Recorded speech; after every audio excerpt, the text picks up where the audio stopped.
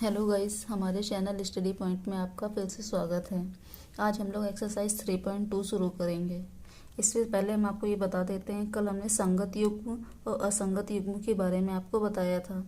कल की वीडियो कुछ ज़्यादा बड़ी हो गई थी, इसलिए वो क्वेश्चन लग नहीं पाए थे। तो आज शुरू करते हैं। क्वेश्चन नंबर 3 है इसका। तो पहले देखते हैं क्वेश्चन कह क्या रहा है। क्वेश्चन कह रहा है अनुपातों A1/A2, B1/B2 और C1/C2 की तुलना कर ज्ञात कीजिए कि निम्न रैखिक समीकरण के युग्म संगत हैं या असंगत। तो ये हमें एक इक्वेशन दे रखी है 3x + 2y = 5 और दूसरी इक्वेशन दे रखी है 2x - 3y = 7। अब इसकी हमको A1/A2 निकालना है, B1/B2 निकालना है और C1/C2 निकालना है। फिर इसको सॉल्व करके देखेंगे कि ये संगत युग्म है या असंगत युग्म है। चलिए, तो मेरा पहला क्वेश्चन हमने आपको बताया था 3x + 2y = 5 और दूसरी इक्वेशन दे रखी है 2x - 3y = 7 दे रखा है। इसको सॉल्व करने के लिए सबसे पहले हम क्या करेंगे, तो लिखेंगे सॉल्यूशन। लिख लिया हमने। लिखेंगे उपरोक्त समीकरण की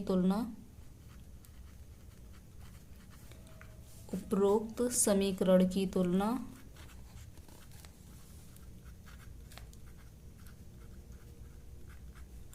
व्यापक समीकरण क्या है, a1x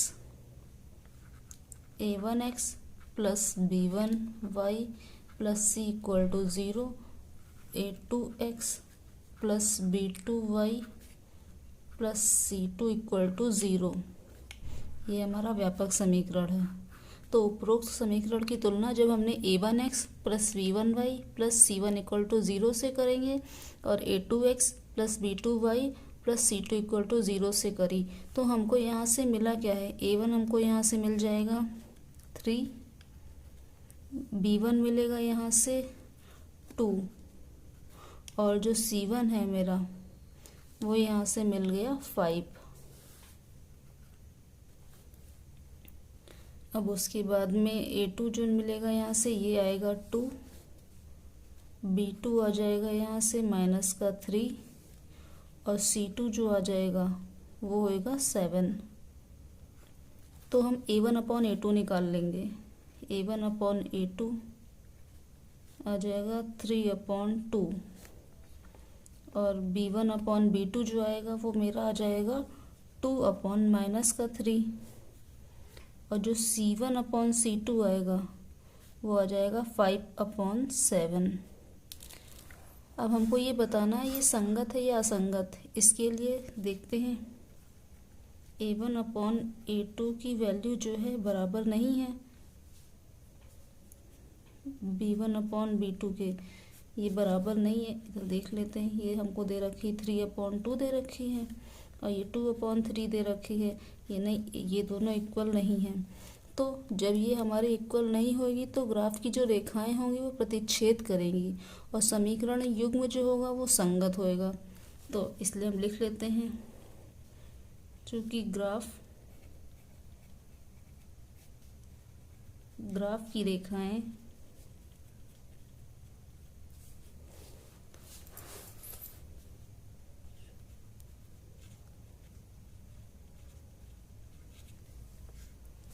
प्रतिच्छेदी हैं,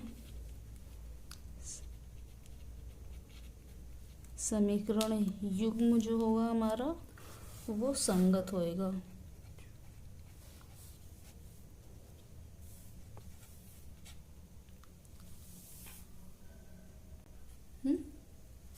चलिए एक बार हम क्वेश्चन को रिपीट किए दे रहे हैं।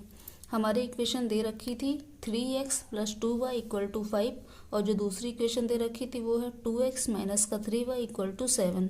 जो हमें समीकरण दे रखी है उसकी तुलना जो है व्यापक समीकरण a1x + b1y + c1 = 0 और a2x + b2y + c2 = 0 से करते हैं। तो जब हमने इसकी तुलना करी तो हमको A1A2 मिल गया, B1B2 मिल गया और C1C2 मिल गया। अब हमने कंडीशन लगाई संगत है या असंगत। इसके लिए हमने A1/A2 और B1/B2 की वैल्यू को निकाल लिया। अब जब इन दोनों की वैल्यू को निकाला तो ये दोनों बराबर नहीं थे। ये 3/2 दे रखा था, A1/A2 और जो B1/B2 दे रखा था वो 2/-3 दे रखा था। इसके लिए ये दोनों जो बराबर नहीं है तो हमने कंडीशन अपनी लगा दी। ग्राफ की रेखाएं जो होंगी वो प्रतिच्छेदी होंगी और समीकरण युग्म संगत प्रवृत्ति का होएगा। चलिए अपने दूसरे क्वेश्चन पर आते हैं। दूसरे क्वेश्चन की जो इक्वेशन दे रखी वो है 2x माइनस का 3y इक्वल टू 8 और जो दूसरी इक्वेशन इसकी दे रखी है 4x माइनस का 6y इक्वल टू 9 दे रखी है। तो ये जो समीकरण दे रखे हैं इसकी तुलना हम व्यापक समीकरण से करेंगे। सॉल्यूशन लिख लेंगे। यहाँ दी गई समीकरण की तुलना व्यापक समीकरण। व्यापक समीकरण होता है a1x plus b1y plus c1 equal to 0 और a2x plus b2y plus c2 equal to 0। ये हमारा व्यापक समीकरण होता है। इससे हमने तुलना करी तो हमको यहाँ से a1 की वैल्यू मिल गई। a1 मिल गया हमको 2 और a2 मिल गया 4, b1 मिल जाएगा माइनस का 3 और जो b2 मिला है वो मिल गया माइनस का 6। यहाँ मिलेगा c1 हमको 8 और c2 मिल गया यहाँ से 9। c1 और ये c2 है, ये b1 और b2 है, ये a1 और a2 है। तो हम कंडीशन लगा दे रहे हैं। a1/a2 निकालते हैं। a1/a2 मतलब 2/4। तो ये कट करने पे 2 1 जा 2, 2 2 जा 4, यानी यहाँ से 1/2 आ गया। और b1/b2 की जो वैल्यू दे रखी है वो है माइनस का 3/6 माइनस का, ये माइनस माइनस कट जाएगा, ये 1 बढ़ जाएगा, ये 2 बढ़ जाएगा, यानी 1/2। अब मेरा a1/a2 और b1/b2 की वैल्यू तो सेम आ गई, तो हम लिख सकते हैं a1/a2 बराबर b1/b2 और c1/c2। मेरी a1 और b1 की वैल्यू तो सेम आई है, c1 नहीं है, इसको यहाँ पे लिख देंगे 1/2 a1/a2 की वैल्यू और b1/b2 की वैल्यू तो सेम आ गई है। लेकिन जो c की वैल्यू दे रखी है ये 8/9 दे रखी है, तो लिख देंगे अतः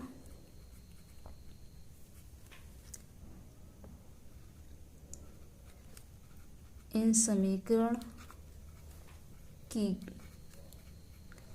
समीकरण की ग्राफ रेखाएं समांतर हैं।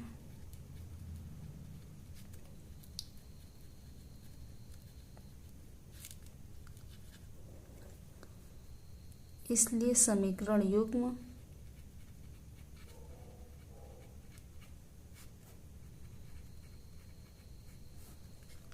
असंगत प्रवृत्ति का है, असंगत है। एक बार फिर से देख लीजिए इस क्वेश्चन को। हमारा जो समीकरण दे रखा था वो था 2x माइनस का 3y इक्वल टू 8 और जो दूसरा था वो 4x माइनस का 6y इक्वल टू 9 था। अब जो समीकरण दे रखा है इसकी तुलना हमने व्यापक समीकरण से करी। तो व्यापक समीकरण में मेरी थी a1x plus b1y plus c1 equal to 0 और जो दूसरी होती है वो a2x plus b2y plus c2 equal to 0 हो गया। हमने यहाँ से a1/a2 की वैल्यू निकाल ली और b1 और b2 की निकाल ली, c1 और c2 की वैल्यू निकाल ली। अब हमने a1/a2 निकाला और b1/b2 निकाला, दिखा देते हैं।